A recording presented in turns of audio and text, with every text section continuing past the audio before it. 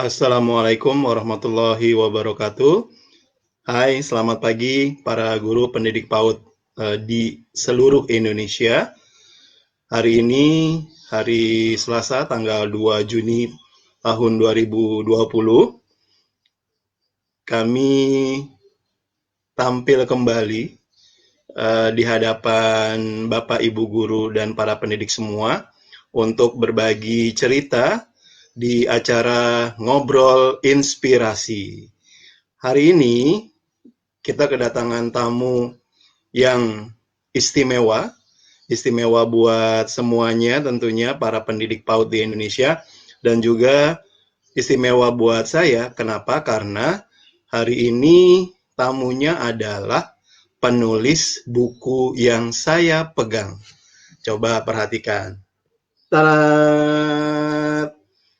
Ini dia. Buku ini kalau Bapak Ibu lihat, perhatikan, kira-kira ada berapa halaman ya?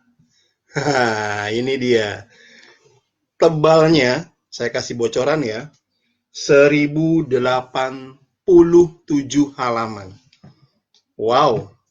Yang satu lagi adalah buku ini. Ini dua-duanya adalah ditulis oleh orang yang sama, dan hari ini kita akan bersama-sama berkenalan dengan beliau yang menulis buku tersebut. Mari kita sambut Bunda Zulfa Alia.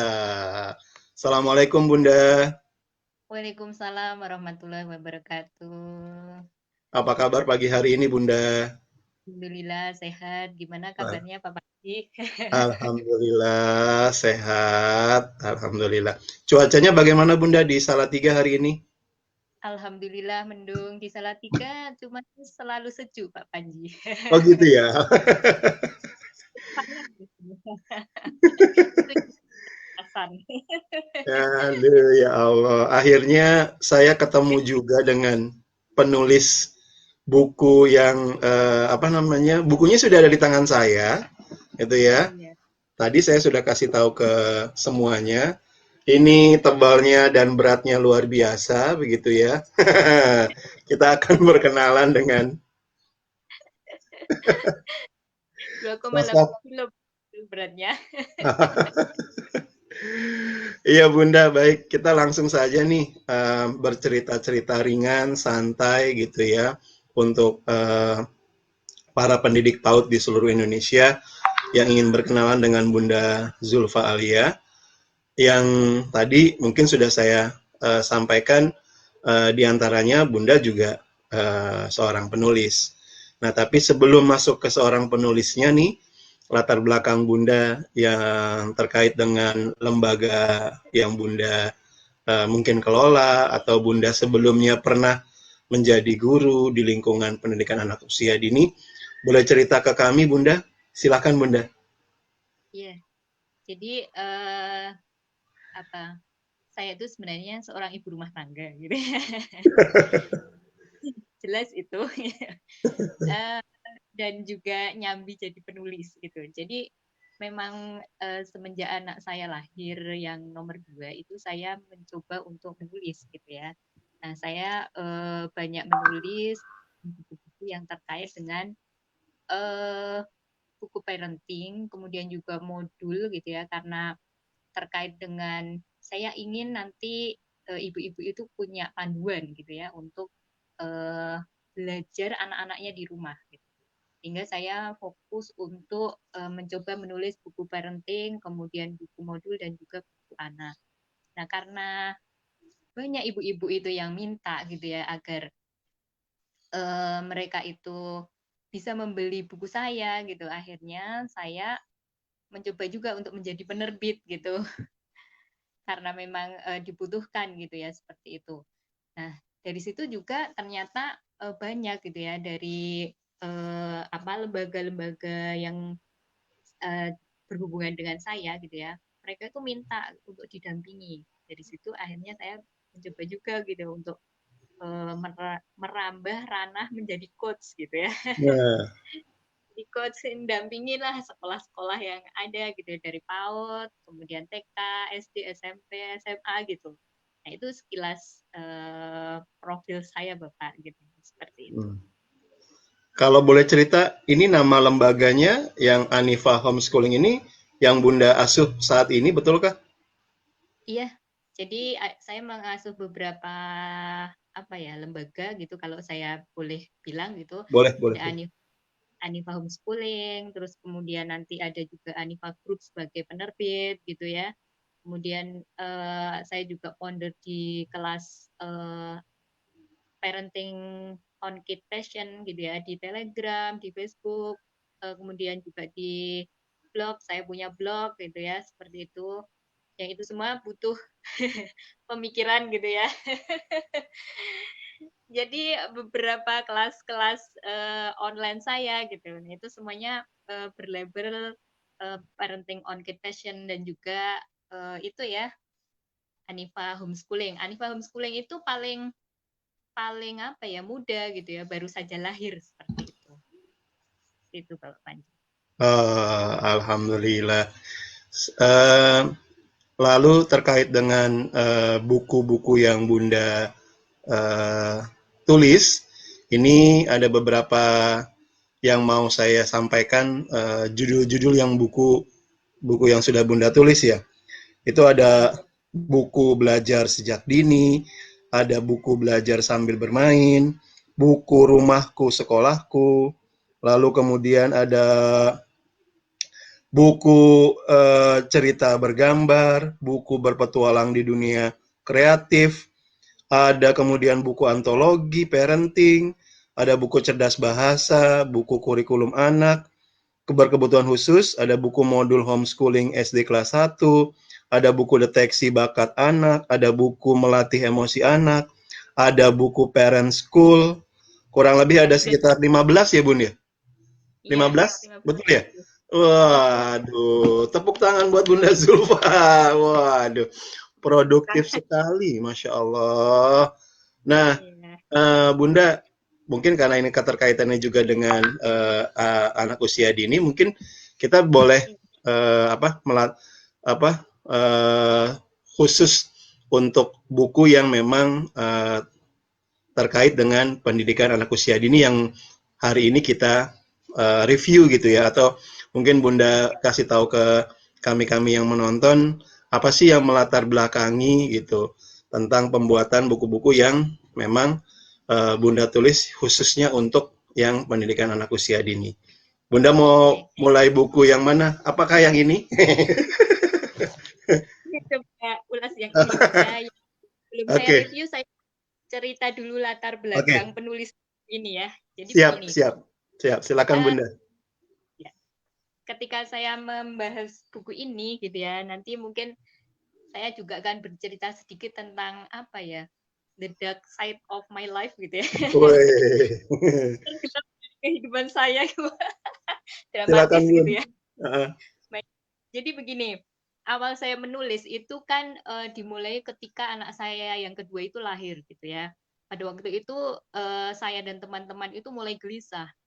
Gimana sih cara mendidik anak gitu ya? Gimana sih sebenarnya step by step untuk mendidik anak usia dini itu seperti apa gitu ya? Itu sebenarnya kegelisahan kami gitu ya sebagai ibu. Nah, kemudian kami berkumpul, bertemu gitu ya. Ada guru saya waktu itu, guru menulis saya, namanya Ibu Latifah Musa dengan suaminya almarhum gitu ya. Semoga Allah merahmati keduanya. Ya udah tulis aja gitu ya, buku-buku yang ingin ditulis gitu. Eh, saya waktu itu nggak punya laptop Pak Panji dan juga tidak punya komputer ya. Apa itu nanti saya ketikin deh gitu. Nah, setelah itu saya tulis dalam buku tulis gitu dan diketikin oleh beliau. Nah, jadilah buku saya gitu ya, yang pertama waktu itu belajar sejak dini gitu ya. Kemudian menyusul buku kedua belajar sambil bermain, kemudian buku yang ketiga rumahku sekolahku. Itu semuanya tiga-tiganya diketikkan oleh almarhum suami beliau. Oh. Kemudian disatukan gitu ya. Setelah berapa tahun kemudian disatukan oleh penerbit saya gitu ya. Awalnya buku itu saya terbitkan sendiri. Kemudian disatukan oleh penerbit gitu ya, menjadi satu buku PAUD berbasis akidah Islam gitu ya. Nah dari situ kemudian bergulir training dan lain sebagainya. Semuanya masih offline karena belum booming online ya, belum booming Online. gitu ya. Semuanya offline gitu ya. Nah, membahas tentang bagaimana pendidikan anak usia dini, golden age, itu belum ngetren seperti sekarang gitu ya. Itu masih awal-awal 2000 berapa ya? 5 gitu ya waktu itu. Nah, anak kedua saya lahir. Dan dari situ kemudian bergulir terus, akhirnya saya punya bimbel berbasis homeschooling ya di Mm-mm. Jogja waktu itu. Semuanya modelnya itu kita kunjungin gitu ya, orang tuanya di rumah, kemudian kita selenggarakan pendidikan di rumah. Nah setelah itu saya pindah ke Purwokerto, mulailah saya punya sekolah gitu ya, Oh. sekolah dari PAUD, kemudian TK, SD, kemudian D1 PAUD, lengkap gitu ya. Dari kurikulum, prota, promes itu kita dalami gitu ya setiap hari. Saya mencoba membimbing gitu ya, kepala sekolah, kemudian guru gitu ya, seperti itu. Bagaimana menyusun kurikulum, menyusun prota, menyusun promes, SKB, SKM, SKH gitu ya. Itu makanan saya sehari-hari selama 5 tahun. Ngelotok gitu ya. Kemudian ditambah lagi gitu ya, dengan itu berbagai persoalan anak gitu ya, persoalan anak namanya juga sekolah, muridnya banyak gitu ya, hampir 100 waktu itu di Purwokerto, berbagai persoalan muncul gitu ya. Sehingga saya banyak hal gitu ya yang perlu saya kaji dan perlu saya ketahui dari anak-anak normal sampai anak-anak inklusif. Akhirnya saya punya muridnya gitu ya. Saya punya murid inklusif waktu itu 10 Bapak. Dan Oh. semuanya bermasalah berat gitu ya. Autis berat, hiperaktif berat, yang itu butuh ilmu yang luar biasa gitu. Nah setelah itu sekolah saya yang saya rintis itu runtuh gitu ya, bubar gitu ya karena konflik pengelola. Saya pindah ke Salatiga. Waduh gimana nih, ilmu yang sudah ada di kepala gitu ya, banyak bertahun-tahun, masa mengendap begitu saja gitu ya. Ya udah saya tuliskan aja gitu ya waktu itu dalam bentuk sebuah buku. Nah, cuman waktu itu 2013 itu sudah mulai awal-awal ini ya, digital marketing itu mulai muncul gitu. Saya mulai ikut kelas-kelas digital marketing, bagaimana memasarkan sebuah produk lewat online gitu. Nah, mulailah gitu. Kenapa saya tidak mencoba memasarkan produk saya ya, buku, kelas online dengan WhatsApp, Facebook, dan Telegram. Mulailah di situ bergulir gitu ya, kelas-kelas online saya gitu ya, seperti itu. Dari hal yang sangat sederhana ya, misalnya dari bagaimana membuat kreativitas, membuat menstimulasi bahasa, menstimulasi takbir dan lain sebagainya. Ratusan lah ya saya buat. Kemudian buku saya yang ini Bapak gitu ya, ini mengalami revisi berkali-kali gitu ya. Dulu masih fotokopian gitu ya, fotokopian. Saya lempar ke kelas online kok, saya jual lewat Facebook kok responnya luar biasa gitu ya. Sampai saya membuat kelas online itu banyak yang berminat gitu ya, seperti itu.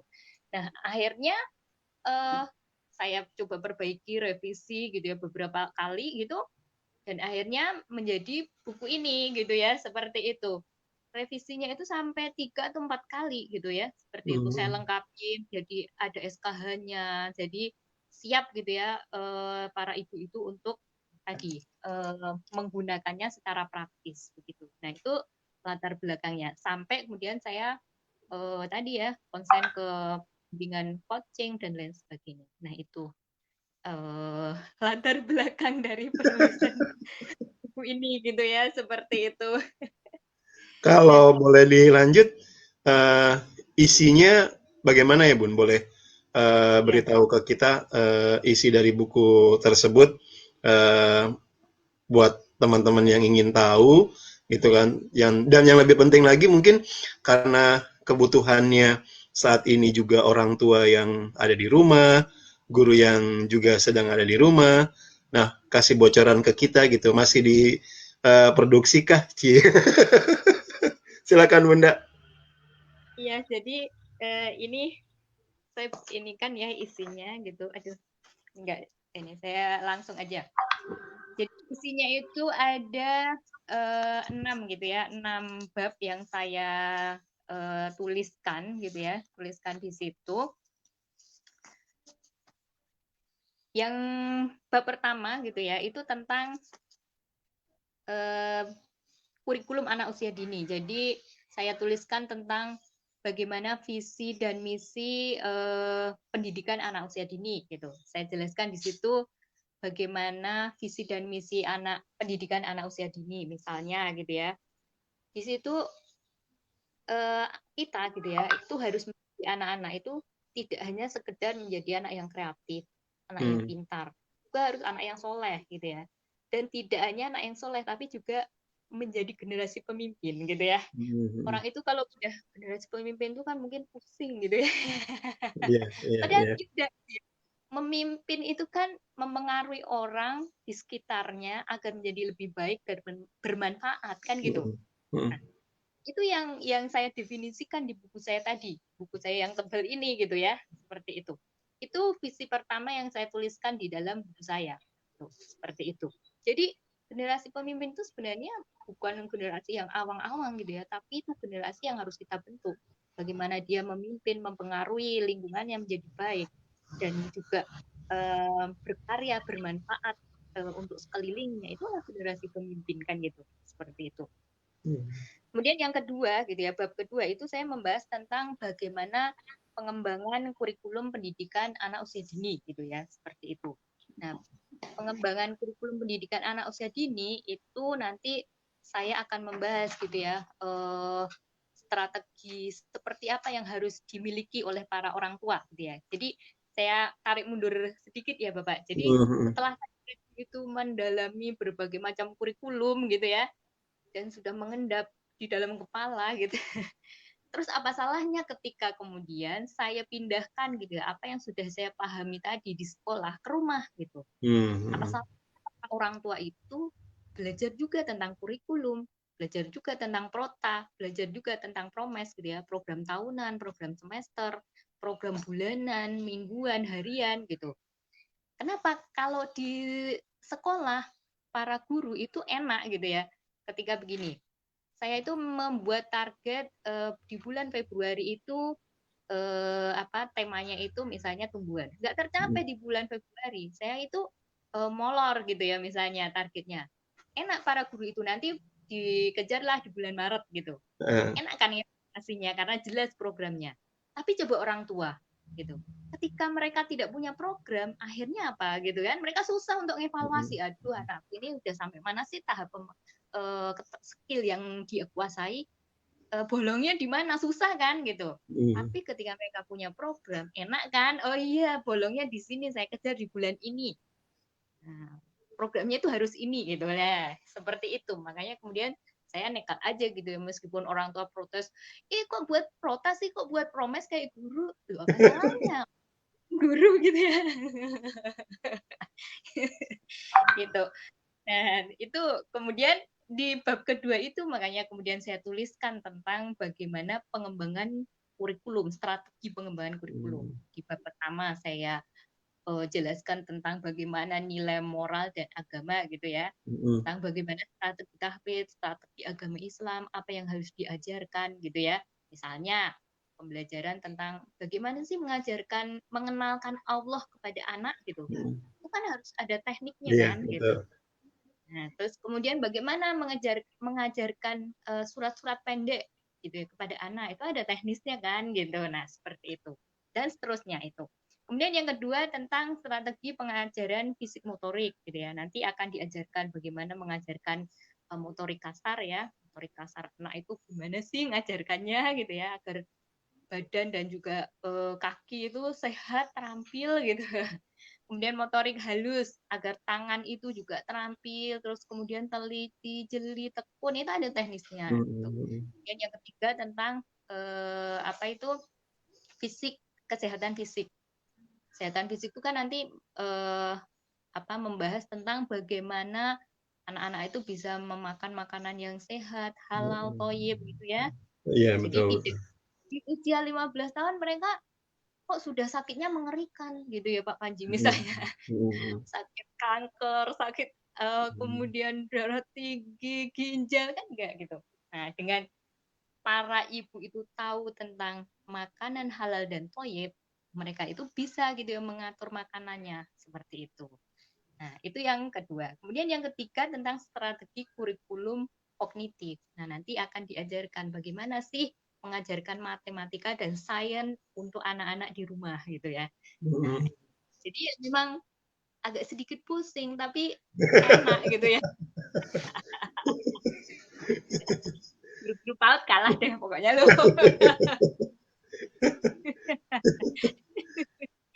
Terus kemudian yang keempat adalah strategi bagaimana mengajarkan kurikulum bahasa gitu ya. Di situ nanti akan diajarkan teknis mendengar, kemudian juga berbicara, membaca dan menulis gitu.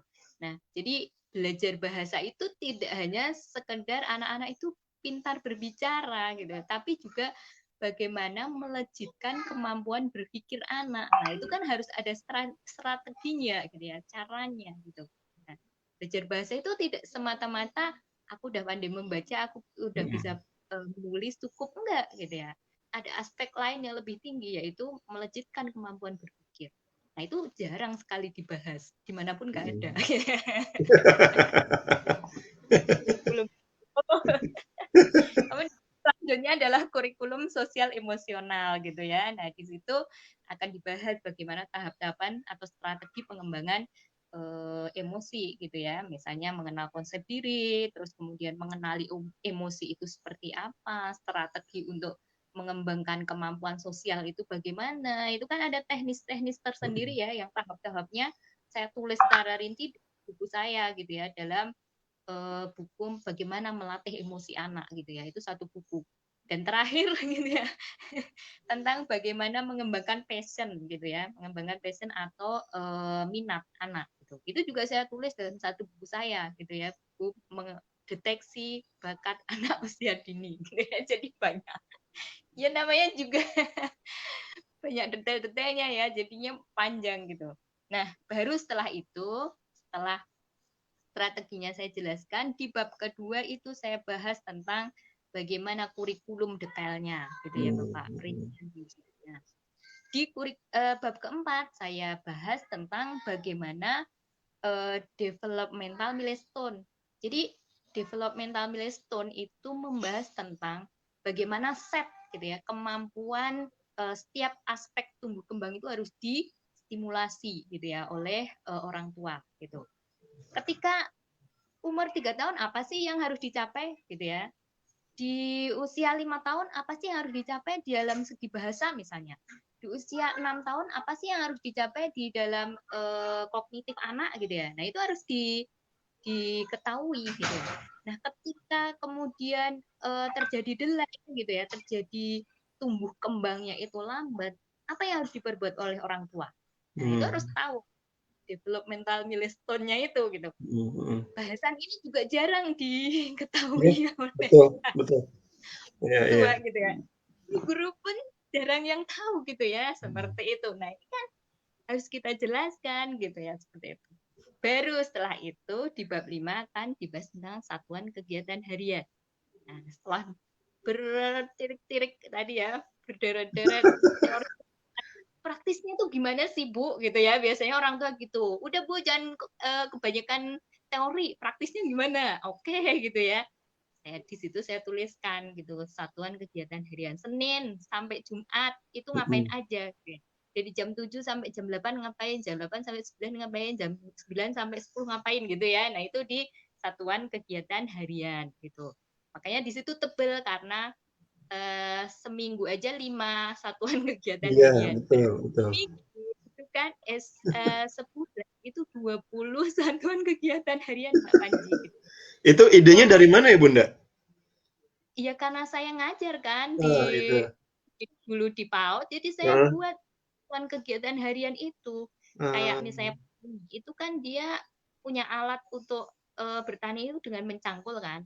Heeh. Guru sholatnya ya satuan kegiatan harian itu. Saya sama guru-guru saya tuh strict Pak Panji dulu. Hmm. Harus buat satuan kegiatan harian selama 1 semester. Waduh. Buat presentasi gitu. Kayak gitu ya. Sudah seperti itu saya nggak mau main-main gitu loh. Ini mau bentuk generasi pemimpin gimana nggak direncanakan kan gitu ya. Nah itu termasuk tadi saya tuangkan dalam satuan kegiatan harian itu. 20 sebulan berarti setahun itu kan 12 kali 20 ya 240 satuan kegiatan harian. Kalau itu untuk usia 3 sampai 6 tahun berarti ada 3 tahun kan gitu ya. Iya, iya, 240 iya. 720 satuan kegiatan harian gitu kan. Berarti ya pantas kalau tebel gitu. Nah, seperti itu Bapak. Jadi di dalam buku ini para ibu itu sudah langsung action gitu ya, praktis. Oh, Action. kan saya ini hari Selasa ini, hari itu begini. Sekaligus saya tuliskan gitu ya di situ bagaimana cara membuat penilaian dan pembuatan raport. Jadi orang tua bisa mengevaluasi, oh gini caranya ya. Aku itu tercapai targetnya seperti ini. Nah, ternyata buku-buku saya itu tidak hanya dipakai di homeschooling, banyak lembaga-lembaga yang meminta buku saya, membeli buku saya, dan akhirnya menggunakannya di sekolah mereka. Gitu kan enak sudah ada sekarang. Bapak. Bunda Zulfa, Iya. ya kalau sejauh ini respon dari pembaca, khususnya orang tua ataupun guru terhadap buku tersebut gimana Bun responnya? Atau juga mungkin apakah buku itu kemudian mengalami revisi terkait dengan masukan-masukan dari para pembacanya? Gimana Bunda? Jadi buku saya itu sudah saya revisi itu berapa kali ya? Pertama saya fotokopi gitu ya. Saya fotokopi. Kemudian yang kedua saya hilangkan satuan kegiatan hariannya gitu. Karena terlalu tebal. Kemudian yang ketiga itu satuan kegiatan hariannya itu pertama kali bentuknya klasikal gitu ya, Pak. Gitu. Ya, SKH-nya itu bentuknya klasikal. Nah, kemudian saya revisi gitu ya, saya lihat kok ini tidak kompatibel gitu ya, tidak sesuai dengan target pengembangan passion gitu. Nah, akhirnya saya revisi menjadi satuan kegiatan harian yang ini metodenya itu sentra gitu. Jadi bukan metode tiga lagi gitu. Karena saya lihat di metode sentra itu dia lebih kreatif ya ketika merancang pembelajaran, lebih dinamis dan lebih sesuai gitu ya ketika kita gunakan untuk stimulasi passion gitu ya dan balance gitu ya untuk bakat dan minat anak gitu.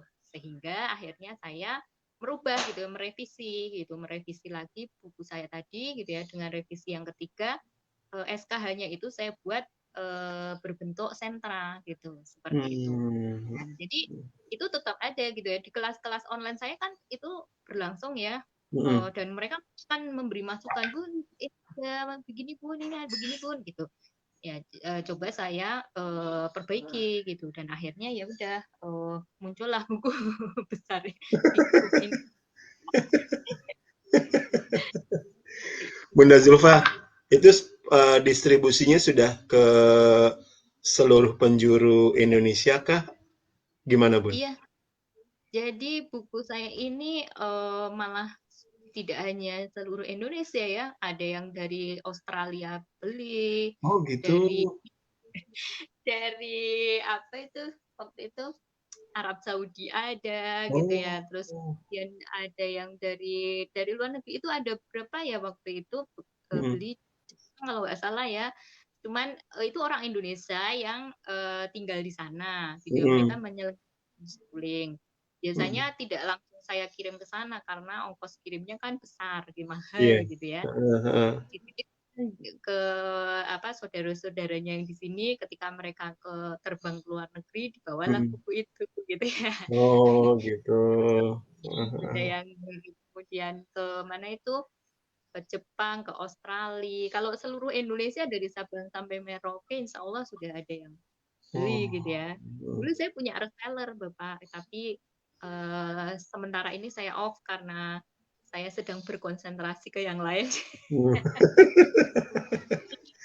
Tersebar dan alhamdulillah kelas-kelas online saya masih berlangsung membahas tadi ya buku-buku usia 0 sampai 3 tahun, 3 Hmm. sampai 6 tahun gitu ya. Kemudian juga apa buku bakat gitu ya, kelas 1 SD gitu ya.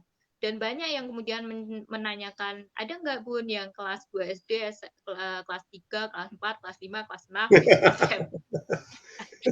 Ya kan kepala saya cuma satu gitu ya. Gitu kan.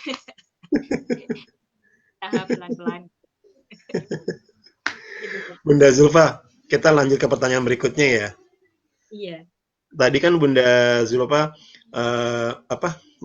bercerita tentang isi dari buku tersebut gitu ya. Dari aspek kognitif, apa namanya seni, lalu kemudian agama dan moral juga gitu. Nah, ini artinya semua aspek pengembangan yang ada di anak usia dini itu memang Bunda sudah merancangnya itu bisa dilakukan untuk di rumah gitu ya Bun ya. iya. Jadi seperti yang saya ceritakan tadi, Bapak, saya kan berlatar belakang, saya pernah mempunyai tadi ya PAUD, TK, Mm-mm. gitu ya, dan D1 PAUD. Nah, karena saya melihat, wah enak sekali nih kalau orang tua itu punya sebuah metode gitu ya, sebuah rencana pembelajaran yang terstruktur, kemudian ketika ada gagal itu kita bisa mengulang, oh di sisi ini gitu ya. Anak saya ini kurangnya di sisi A gitu ya, misalnya aspek fisik motorik gitu ya, atau misalnya di kognitif. Oh ya udah saya ulang dari sisi ini, materi ini gitu. Ketika itu kita punya materi yang terstruktur, terencana gitu ya, itu kan enak gitu ya, seperti Mm. itu. Menyampaikan, mengajarkannya kepada anak, melatihnya kepada anak itu enak gitu. Nah, dari situ akhirnya apa? Saya mencoba membuat tadi kurikulum ini yang terstruktur gitu ya, tahap Mm. demi tahap seperti itu.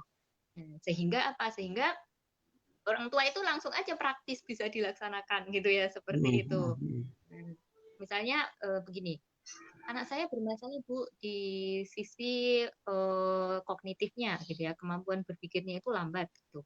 Nah, sisi apanya gitu ya? Apakah sisi mengindra faktanya yang lambat atau mengkaitkannya dengan informasi atau informasinya gitu ya yang bermasalah gitu ya, masih sedikit gitu sehingga kekuatan untuk melakukan aktivitas berpikirnya itu lemah gitu. Nah, Mm. kita bisa mendeteksi, oh kemampuan ininya mengindra faktanya, ya udah dikuatin dalam latihan untuk tadi mencerap fakta. Nanti Mm. apa latih, berikan fakta yang banyak gitu ya, kemudian stimulasi panca inderanya gitu ya. Akhirnya apa dia akan mempunyai kemampuan mengindra fakta yang kuat gitu. Atau Mm. misalnya informasinya itu sedikit, ada cerita begini Bapak. Saya dulu pernah ya murid di Jogja. Dia itu gini kelas kelas usia 5 tahun dia tuh nggak tahu eh, es batu itu apa sih gitu ya nggak tahu. Mm. Usia 5 tahun loh bapak gitu ya. Es batu nggak tahu. Ketika kemudian es batu nggak tahu enggak gitu. Pernah nggak lihat es buah? Oh pernah itu yang sering dibuat nenekku gitu ya. Mm. Yang ada apa itu kecil-kecilnya tuh loh yang dingin-dingin. Oh iya, nah itu namanya es batu gitu. Nah, pernah lihat ayam nggak? Enggak gitu ya. Usia 5 tahun tahu ayam gitu ya. Nah, waktu itu kita tanya, pernah makan ayam goreng? Pernah gitu ya. Nah itu ayam, oh itu nenekku punya di rumah, aku sering ngejar-ngejar. Nah itu namanya ayam gitu. Mm. Kenapa ini bermasalah? Karena neneknya itu, gitu. Jadi sama ibunya gitu, anak ini dititipkan di rumah neneknya, gitu. Neneknya itu sibuk gitu ya dengan Mm. aktivitas rumah tangganya, lupa memperkenalkan berbagai macam jenis benda gitu ya. nggak Mm. tahu espresso, nggak tahu apa itu ayam gitu, itu kan parah gitu. Berarti apa? Informasi yang ada di dalam otak anak itu bermasalah kan gitu. Nah, terus caranya gimana ya? Berarti kita harus memperkaya informasi, kenalin berbagai macam nama benda kan gitu ya. Mm. Mm. Dan ya paham gitu. Kan mudah nih ngedeteksinya karena apa sudah rinci. Coba kalau kita nggak pernah dapat ilmu itu Bapak gitu. Gimana kita mau mendeteksi apanya nih yang bermasalah nggak tahu kan gitu. Atau misalnya masalah emosi gitu ya, anaknya meledak-ledak gitu. Apa bullying lah apa gitu. Mm. Ini masalah gimana ya? Oh masalahnya dia tantrum gitu. Tantrum itu apa gitu kan? Terus masalahnya itu kalau sudah ketemu tantrum terus diapain gitu kan? Nah, karena kita tahu oh ini masalahnya di tantrum. Tantrum itu apa? Definisinya apa? Bagaimana caranya mengatasi? Karena step-stepnya udah jelas ya enak saja oh, ini harus diginiin. Tinggal melatih gitu kan? Nah, seperti itu. Melatihnya gimana? Ada caranya kan gitu. Nah, gitu Pak. Jadi gitu. Langsung bisa dipakai untuk di rumah. Walaupun nanti tetap ada kelas bimbingannya gitu ya di Mm. rumah. Betul, betul. Kita lanjut pertanyaan berikutnya boleh ya, Bun? Boleh silahkan. Tapi sebelumnya ini kita coba lihat di Facebook itu sudah ada beberapa yang berkomentar, ada Bu Alfiani, ada Pak Hadrian, ada juga wah ini teman Facebook Gus Anang Fatani. Assalamualaikum Gus. Dan juga beberapa teman yang lain yang sudah kasih jempol di kegiatan kita dan juga yang sedang melihat kegiatan kita juga dari apa namanya seluruh penjuru Indonesia. Bunda ini terkait dengan tadi Bunda menyebutkan tentang metode ya. Iya. Ini kan metode pembelajaran anak usia dini baik di guru di sekolah maupun orang tua di rumah itu kan apa namanya boleh jadi menjadi bagian yang penting buat pembelajaran gitu. Nah, Iya. metode sekarang kan banyak ya, Bun. Tadi kalau Bunda menyebutkan tadi sentra begitu ya. Nah, apakah para orang tua di rumah itu pertanyaannya gini, seberapa pentingnya sebuah metode untuk khususnya untuk orang tua di rumah ya, terkait dengan sekarang yang mungkin orang tua keterbatasan akses karena mungkin di rumah dan segala macam itu kalau menurut Bunda gimana tentang metode pembelajaran anak usia dini? Kira-kira perlukah misalnya orang tua memilih salah satu atau mungkin mengkombinasi atau bagaimana Bun? Silakan Bunda. Iya. Jadi kalau secara prinsip gitu ya, Bapak, metode itu sebenarnya bagi saya fleksibel gitu. Selama anak itu senang, enjoy gitu ya, kemudian menikmati pembelajaran yang dilakukan oleh orang tua di rumah itu nggak masalah. Mau pakai metode sentra, mau pakai metode klasikal, mau memakai metode Montessori, mau memakai metode kalau saya lebih senang memakai metode ini ya apa itu active learning gitu ya seperti itu. Nah itu nggak masalah gitu ya seperti itu. Nah yang perlu digarisbawahi gitu ya, perlu di apa itu tanda bukti gitu ya, itu adalah bagaimana ketika orang tua itu ambil sebuah metode itu ada dua target yang harus di apa capai. Yang Mhm. pertama target pemahaman. Ketika Mhm. orang tua melakukan pembelajaran, anak itu paham gitu ya. Yang kedua gitu ya, pembelajaran itu menyenangkan gitu ya. Karena ini kan kalau saya kan biasanya menggunakan modul-modul yang ada itu dengan metode homeschooling gitu ya. Gitu. Mhm. Jadi pembelajarannya di rumah gitu antara orang tua dengan anak. Apakah itu nanti homeschoolingnya sifatnya itu mandiri gitu ya, ataupun homeschooling group gitu ya. Itu semuanya harus dengan metode yang menyenangkan gitu. Nah, seperti itu. Jadi nggak masalah misalnya mau mengkombinasikan beberapa metode ya, misalnya metodenya dengan sentra, kemudian suatu saat nanti beralih dengan klasikal, suatu saat dicampur dengan Montessori. Selama pemahamannya masuk, kemudian anak itu juga bisa melaksanakan sampai membentuk sikapnya, kemudian juga anak-anak itu enjoy, senang gitu ya, fun gitu, nggak masalah gitu ya, seperti itu Bapak, menurut saya gitu ya. Jadi tidak Nah, terlalu fanatik harus satu gitu ya.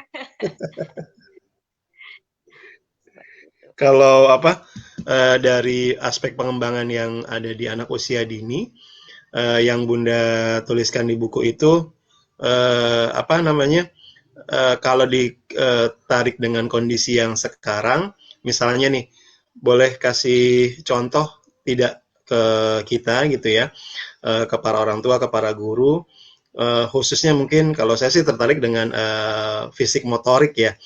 Kira-kira kalau di misalnya sekarang di kondisi di rumah seperti ini ya, lalu kemudian dari sekolah juga anak-anak juga sudah dapat kegiatan gitu, tapi kemudian misalnya orang tua mau mengkreasikan kegiatan-kegiatan terkait dengan fisik motorik. Nah, kalau terkait dengan fisik motorik, kira-kira yang bisa dilakukan di rumah, Bunda bisa kasih contoh nggak, Bun? Kegiatan motorik kasar maupun halusnya misalnya begitu, Bun? Iya. Jadi motorik kasar dan motorik halus itu sebenarnya kegiatannya banyak gitu ya Banyak ya, Bun? Bapak. Kayak misalnya gini, motorik kasar gitu ya misalnya di sekolah gitu ya, guru itu kalau online kelas gitu ya, Hmm, misalnya nih yang paling sederhana lewat WhatsApp gitu ya, itu hmm, udah menyantum motorik kasar hari ini gitu ya, bermain sepak bola misalnya gitu ya. Gitu. hmm, Di rumah kan anak-anak tinggal praktek gitu ya, bermain sepak bola dengan mungkin kakaknya, dengan adiknya, atau ayahnya, atau ibunya gitu ya. Yang jelas itu kan menstimulasi motor kasar gitu ya. hmm, Atau misalnya tidak bermain bola gitu ya, misalnya berjalan aja gitu ya, berjalan selama berapa meter gitu ya. Sambil nanti misalnya diselingi dengan jongkok lah, berdiri lah, apa gitu. Nah, itu bisa-bisa saja itu sangat-sangat sederhana bisa hmm, dilakukan di rumah gitu ya oleh orang tua bersama anak gitu seperti itu. Apalagi motorik halus gitu ya. hmm, Motorik halus itu sangat banyak kegiatannya, variatif dan kaya gitu ya. Misalnya nih, gitu ya, saya contohkan membuat kolase gitu ya, hmm. kolase biji misalnya. Nah, di rumah nih banyak misalnya biji kacang hijau, biji Nah, kacang gitu. Minta aja kepada para bundanya, bunda minta biji kacang hijau, biji kacang tanah, biji apalagi jagung gitu ya, membuat kolase berbentuk bunga gitu ya. Nah itu kan sangat gampang gitu ya, kita posting videonya, orang hmm, tuanya melihat, anak dan orang tuanya praktek di rumah gitu, atau hmm, membuat eh, painting gitu kan, lukisan hmm, yang dari jari itu. Apakah nanti membuat bahan-bahannya itu sendiri atau membeli yang sudah jadi tinggal melukis gitu ya. Nah, itu juga sangat mudah. Tinggal di posting videonya gitu ya, orang tuanya praktek gitu. Banyak sekali gitu ya untuk motorik halus dan motorik kasar itu yang aktivitas-aktivitas yang bisa kita laksanakan di rumah gitu ya. Nah, hmm, aku misalnya menggunting, mewarnai, terus kemudian juga membuat maze gitu ya, maze gitu. Nah, itu kan hal-hal yang sederhana yang bisa dilakukan gitu ya oleh orang tua di rumah gitu. Dan itu sangat sangat apa memungkinkan. Misalnya tadi ya guru itu memposting ini loh caranya. Kemudian hmm, setelah itu ya kita posting orang tua dan anak praktek gitu. hmm, Nah, termasuk termasuk apa itu bagaimana tadi mengajari anak-anak itu untuk mengenali makanan halal dan toyib ya, kesehatan hmm, fisik gitu. Nah, kita ajarkan ini loh makanan halal gitu ya, ini toyib toyib itu bergizi gitu ya, seperti itu. hmm, Karena yang bergizi ini tidak gitu ya, seperti itu. Itu mudah sekali gitu ya diajarkan kepada anak-anak gitu bersama orang tuanya di rumah gitu. Tinggal guru memposting ini loh syarat-syarat makanan halal, toyib, contoh-contohnya ini gitu ya. Kemudian ayo kita cari. gitu. Seperti itu. Kita lanjut ke diskusi berikutnya, boleh ya, Bun? Iya, silahkan. Ini sekarang kita bergeraknya ke teman-teman pendidik atau teman-teman guru terkait juga dengan apa namanya buku-buku yang sudah Bunda juga tulis dan terbitkan gitu ya. Nah, gimana sih caranya memotivasi kita sebagai guru PAUD atau pendidik PAUD gitu ya untuk bisa menulis gitu ya. Kan Bunda selalu bilang tadi kayaknya mudah sekali gitu ya. Apa yang ada di sini gitu ya langsung dituliskan gitu. Nah, ini gimana buat Bunda boleh berbagi ke kita-kita para guru, para pendidik PAUD kira-kira bagaimana ya supaya kita punya kemampuan untuk menulis dan ya alhamdulillah kalau misalnya bukunya nanti bisa diterbitkan begitu. Gimana Bun? Silakan Bun. Baik. Jadi menulis itu sebenarnya sangat sederhana gitu ya, Bapak. Awalnya gitu ya, ketika kita itu ingin menulis, tentu harus dimulai dengan menuangkan ide kan. Nah, sebelum menuangkan ide, tentunya yang pertama kita harus melakukan ini aktivitas mencari ide. Nah, untuk bisa mencari ide, nah itu kita harus banyak-banyak membaca terlebih dahulu gitu ya, membaca berbagai buku atau bahkan mungkin tadi ya banyak belajar dengan sharing seperti ini gitu ya, banyak mengikuti seminar gitu. Nah, setelah seperti itu gitu ya, kita harus menangkap satu ide apa sih yang ingin kita tulis gitu ya. Nah, ide itu banyak berkeliaran gitu ya, berseliweran sekeliling kita gitu ya, seperti itu. Apalagi guru PAUD. Ini contohnya begini, Bapak. Hmm. Kita sedang mengajar gitu ya tentang tadi cara membuat kolase gitu. Nah, ini bisa jadi buku. Gimana Hmm. sih membuat kolase yang unik gitu. Sudah menjadi satu buku loh gitu ya, seperti itu gitu ya. Membuat kreativitas kolase unik gitu misalnya. Ini bisa jadi buku loh caranya, dari misalnya apa itu kolase, terus kemudian misalnya tahap-tahap membuat kolase, bahan-bahan kolase, terus kemudian tutorial membuat kolase gitu. Nah, ini bisa jadi satu buku panduan yang kreatif kan gitu. Itu ditemukan ketika apa guru PAUD itu mengajar gitu. Kemudian Hmm. misalnya yaitu sedang menemui kasus anak tadi ya tantrum gitu. Hmm. Nah, dia bisa menuliskan sebenarnya tantrum kenapa bisa terjadi gitu ya. Ini bisa jadi buku loh gitu ya, atau mengasah emosi anak. Nah, itu bisa menjadi buku tersendiri gitu, asal kita mampu menangkap idenya gitu ya dan mendefinisikan. Cuma nanti ada kelas khusus ya menulis bagaimana tahap-tahapannya gitu ya untuk bisa menjadi tulisan gitu ya. Itu memang harus dipelajari tersendiri, nggak bisa saya sampaikan dalam 5 menit ya, paling nggak Hmm. di pertemuan gitu. Gitu ya. Yang sederhana gitu ya, kita punya anak hiperaktif gitu. Nah, kita bisa menuliskan bagaimana sih anak hiperaktif gitu ya. Anak hiperaktif dalam tinjauan guru PAUD misalnya gitu ya. Hmm. Atau lebih santai gitu ya. Anak hiperaktif bagaimana pola asuhnya gitu. Nah, seperti itu. Atau tadi misalnya kita lagi mengajarkan tentang kognitif gitu. Mengajarkan tentang matematika. Nah, kita bercerita membuat buku matematika untuk anak usia dini gitu ya. Banyak sebenarnya inspirasi yang bisa kita tuliskan gitu ya ketika kita menjadi guru PAUD. Saya itu ketika menyelenggarakan kelas-kelas online gitu ya, itu mesti membuat artikel, Bapak. Nah, artikel itu Hmm. saya satukan gitu ya dalam sebuah buku, namanya buku antologi parenting. Dan juga ini saya ini kan ini Hmm. parent school ya, tentang parent school ini Hmm. juga kumpulan materi di kelas-kelas saya. Jadi saya ingin menjelaskan pada ayah bunda bagaimana dia harus mempersiapkan dirinya ketika menjadi ayah bunda yang baru selama Hmm. 30 hari. Itu saya tulis dari artikel-artikel kecil kemudian digabungkan menjadi sebuah buku ya, selama 30 hari. Jadi gitu ya, seperti itu. Nah, jadi banyaklah gitu ya, guru PAUD itu sebenarnya kaya untuk tadi ya menuliskan ide. Misalnya gini, aspek tumbuh kembang tadi kan ada keislaman, Mm-mm. bahasa, kognitif, terus kemudian fisik motorik gitu ya, sosial emosional, bahasa gitu ya. Masing-masing aspek tumbuh kembang itu poin-poinnya itu banyak yang bisa digali. Nah, itu bisa menjadi inspirasi untuk menulis. Kata Sayyidina Ali, ikat Sepertinya rohmu. perlu dilanjut di kelas berikutnya ya, Bun. Jadi seperti kataan Sayyidina Ali kan ya, ikatlah ilmu dengan tulisan kan gitu ya. Jadi Mm-mm. setelah kita belajar, kemudian mengajar, untuk semakin menajamkan pemahaman kita, mau Mm. tidak mau, itu harus nulis gitu ya. Biar Mm. semakin terbuka gitu ya.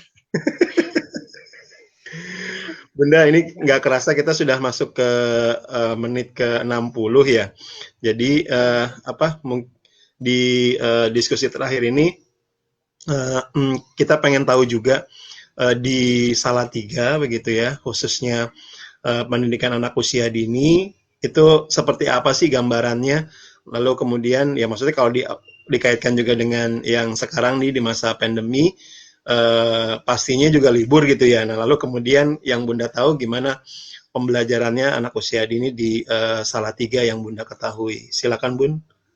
Ya, sama ya di sini semuanya stay at home gitu ya, karena Mm-mm. namanya juga pandemi gitu ya, wabahnya kan global gitu ya, tidak Mm-mm. hanya di saat yang kena tapi seluruh dunia gitu. Mm-mm. Jadi ya orang tua ingin anak-anaknya itu safe gitu ya, anak-anaknya itu aman gitu ya, terjaga Mm-mm. sehat, gitu.